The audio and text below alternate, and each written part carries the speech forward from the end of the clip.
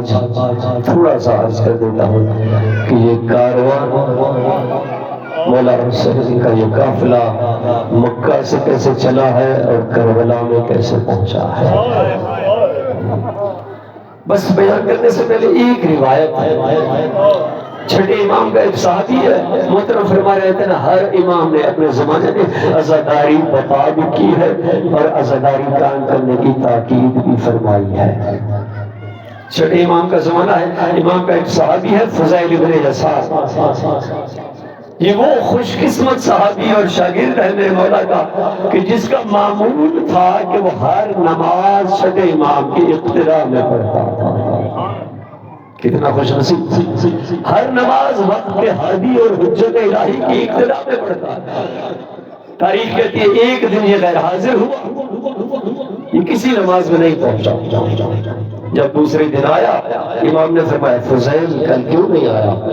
یہ عرض کرتا ہے مولا میں نے اپنے گھر میں آپ کے جد حسین کی مجلس رکھی ہوئی تھی، میں نے اپنے گھر میں آپ کے جد حسین کی مجلس رکھی ہوئی تھی۔ مولا نے جب یہ جملہ سنا نا، امام نے فرمایا فضیل تو نے مجھے نہیں بلایا، میرے جد حسین کی مجلس میں مجھے کیوں نہیں بلایا؟ یہ عرض کرتا ہے مولا مجھے معاف فرمانا، میں جب بھی آپ کو مجلس کے لیے بلاتا ہوں آپ سارا دن گریا کرتے رہتے ہیں، آپ سارا دن حسین کے غم میں روتے رہتے ہیں۔ مولا میں نہیں چاہتا تھا آپ کو زیادہ اذیت دی جائے۔ امام نے فرمایا فضیل کیا تو سمجھ رہا ہے کہ میرے جد حسین کی مجلس ہو اور تیرا چھٹا امام حاضر نہ ہوا؟ فضیل میں تیری مجلس میں آیا تھا۔ اچھا مولا میں نے آپ کو نہیں دیکھا، مولا آپ کہاں تشریف فرما تھے؟ امام نے فرمایا فضیل جہاں ان عزاداروں کے جوتے رکھے تھے میں جعفر صادق وہاں بیٹھ کے مجلس سن رہا تھا، مولا آپ آگے کیوں نہیں تشریف لائے؟ امام فرماتے لحرمت جدتی فاطمہ، میری دادی زہرا آگے تشریف فرما تھی، میں دادی زہرا کے احترام میں آگے حاضر نہیں ہوں۔ اجرکم اللہ، خدا آپ کو سوائے غم اہل بیت کے کوئی عمر۔ ہاں عزاداروں بس عرض کر دیتا ہوں 8 ذی الحج کو یہ قافلہ مکہ سے چلا ہے۔ نہ جانے وہ کیسا حج ہوگا مسلمانوں کا، وہ سن 60 ہجری کا حج کیسا حج تھا کہ جس میں روح حج حسین نہ ہو، وہ حج نہیں ہے کہ جس میں حسین جیسا پیشوا حج میں نہ ہو۔ امام نے جب مکہ کو چھوڑنے لگے امام نے غلاف کعبہ کو پکڑا اور امام فرمانے لگے اے اللہ کے گھر محشر کے دن میری مظلومیت کی گواہی دے گا، یہ حسین حج کو چھوڑ کے جا رہا ہے۔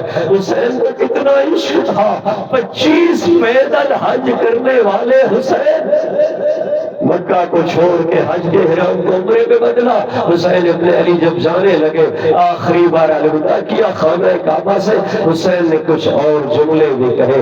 تاریخ کہتی ہے حسین نے فرمایا اے اللہ کے گھر اے کعبہ تیرا بڑا مقام ہے، تیری بڑی عزت ہے، دور دور سے حاجی تیری زیارت کو آتے ہیں، میرے دادا ابراہیم نے تیری تعمیر پتھروں سے کی تھی۔ میرے مولا نے کہا میں بھی کربلا میں اپنا کعبہ بنانے جا رہا ہوں، میں بھی کربلا میں اپنا کعبہ بناؤں گا، لیکن اے اللہ کے گھر تیری تعمیر میں اور میری تعمیر میں بڑا فرق ہوگا۔ تیری تعمیر پتھروں سے ہوئی ہے لیکن کربلا میں جو میرا کعبہ بنے گا اس میں علی اکبر کے سینے کا لہو ہوگا، اس میں علی اصغر کے گلے کا لہو بھی شامل ہوگا، اس میں عباس کے کٹے ہوئے بازو کا لہو بھی شامل ہوگا۔ مولا نے کہا اے اللہ کے گھر جو میں کعبہ بناؤں گا اس میں زینب ام کلثوم کی چادریں بھی شامل ہوں گی۔ اجرکم اللہ، خدا آپ کی عبادت کو قبول فرمائے۔ بس حسین نے 2 جملے اور کہے ہیں۔ حسین نے فرمایا اے اللہ کے گھر تیرے مناسک میں سے ایک یہ ہے کہ حاجی صفا و مروہ کے درمیان سعی کرتے ہیں، 7 چکر لگاتے ہیں۔ مولا نے فرمایا جو کعبہ میں بناؤں گا کربلا میں عاشور کے دن میری بھی ایک صفا ہوگی ایک مروہ ہوگی، میری صفا خیمے خاتمے ہوں گے، میری مروہ مقتل ہوگی، میں کبھی علی اکبر کے لاشے کو لاؤں گا، کبھی عباس کے کٹے ہوئے بازو اٹھاؤں گا، کبھی قاسم کے پامال لاشا لے کے آؤں گا۔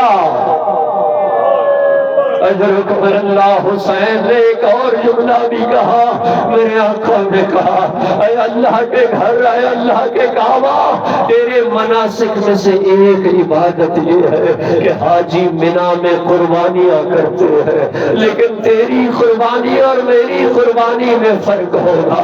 حاجی جب تیری قربانی کرتے ہیں منا میں تو پہلے قربانی کو پانی پلاتے ہیں، لیکن کربلا میں جو میں قربانیاں پیش کروں گا وہ 3 دن کی پیاسی قربانیاں ہوں گی۔ اجر اکبر اللہ، بس حسین پہنچے ہیں، وہ چھوڑ دیا میرے یار، کتنی منزلوں سے حسین آئے، کربلا میں پہنچے حسین۔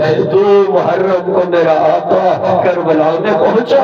حسین جب کربلا میں پہنچے، ایک شخص سے حسین نے پوچھا، مسل حاضر الارض، اس زمین کا نام کیا ہے؟ کسی نے بتایا اسے قاضریہ کہتے ہیں۔ پھر مولا نے پوچھا کوئی اور نام، بتایا گیا اسے نینوا کہتے ہیں۔ تیسری بار حسین نے پوچھا کوئی اور نام، بتایا گیا حاضہ کرب الوبلا، اسے کربلا بھی کہتے ہیں۔ بس کربلا کا سننا تھا۔ حسین نے مولا عباس سے کہا، عباس بھائی محملوں کو اتارا جائے، ہاں ہونا مہد و رحالنا، یہی ہمارے قیام کی جگہ ہے۔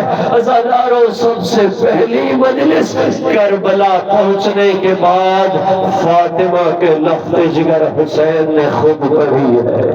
میرے آقا جب کربلا میں پہنچے اور خیمے لگا دیے گئے، حسین نے خطبہ دیا۔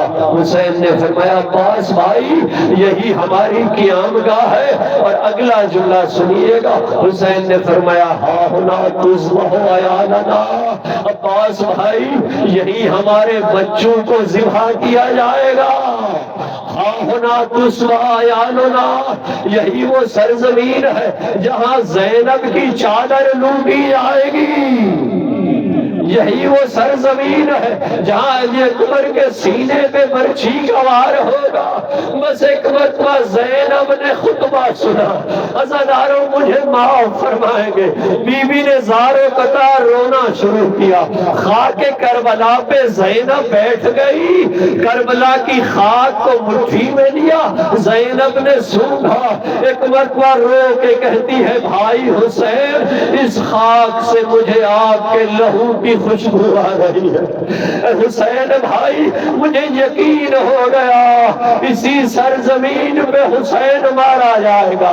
بس عزادارو یہ جملہ زینب نے کہا، کتنی محبت تھی بہن کو بھائی کے ساتھ، تاریخ نے لکھا ہے ایک لمحے کے لیے بھی بھائی حسین سے جدا نہ ہونے والی زینب، حضرت سیدہ روایت کرتی ہے کہ یا علی میری زینب کے میرے حسین سے عجیب محبت ہے، گھر میں جہاں جہاں حسین چلتا ہے پیچھے پیچھے زینب چلتی ہے، جدھر حسین کا رخ ہو جائے یہ زینب سامنے آ جاتی ہے۔ چند لمحوں کے لیے حسین گھر سے باہر چلا جائے یہ بی بی مضطرب ہو جاتی ہے۔ اتنی محبت کرنے والی بہن ایک لمحے کے لیے بھائی سے جدا نہ ہونے والی زینب نہیں۔ ایک اور روایت عرض کر دیتا ہوں، تاریخ میں لکھا کہ جب حضرت زینب کا عقد ہوا، نکاح ہوا، عبداللہ بن جعفر کے ساتھ جب شادی ہوئی تو عرب کا دستور ہے کہ 3 دن کے بعد ماں جاتی ہے بیٹی کو لینے کے لیے۔ ماں تو تھی نہیں حضرت زینب کی، حضرت زہرا تو شہید ہو گئی تھی۔ جب تیسرا دن ہوا حضرت فضہ علی کے گھر میں آئی ہے، کیا دیکھا علی زار و قطار رو رہے ہیں، علی مولا رو رہے ہیں۔ حضرت فضہ نے ایک جملہ کہا یا علی اگرچہ زینب کی سگی ماں نہیں ہوں لیکن پالا ضرور ہے، اگر مجھے اجازت ہو تو میں زینب کو لے آؤں۔ علی نے فرمایا جاؤ فضہ زینب کو لے آؤ۔ حضرت فضہ عبداللہ بن جعفر کے گھر میں آئی، کیا دیکھا؟ زینب عبداللہ بن جعفر کے گھر میں بیٹھ کے رو رہی ہے، ادھر علی مولا رو رہے ہیں، ادھر زینب رو رہی ہے۔ حضرت فضہ نے پوچھا زینب بیٹا کیوں رو رہی ہے؟ کیا ماں یاد آ رہی ہے؟ کہا نہیں ماں فضہ، ماں نہیں یاد آ رہی۔ کہا پھر رونے کا سبب کیا ہے؟ کہا ماں فضہ تجھے نہیں معلوم آج 3 دن ہو گئے میں نے حسین کو دیکھا نہیں ہے، میں نے حسین کی زیارت نہیں کی۔ عزاداروں سادات سے معافی چاہتے ہوئے اتنی محبت کرنے والی زینب مجھے نہیں معلوم، آج تک مجھے ایک سوال کا جواب نہ ملا۔ وہی زینب 11 محرم کو حسین کے لاشے کو تنہا چھوڑ کے کیسے چلی گئی؟ میرا دل کہتا ہے جب زینب بھائی کے لاشے پر آئی ہوگی، حسین نے کہا ہوگا زینب بہن مجھے معلوم ہے مجھے اکیلا چھوڑ کے جانا تیرے لیے بڑا مشکل ہے، لیکن زینب آپ شام ضرور جانا، اس لیے کہ شام کے زندان میں میری سکینہ رہ جائے گی۔ الا لعنت اللہ علی القوم الظالمین۔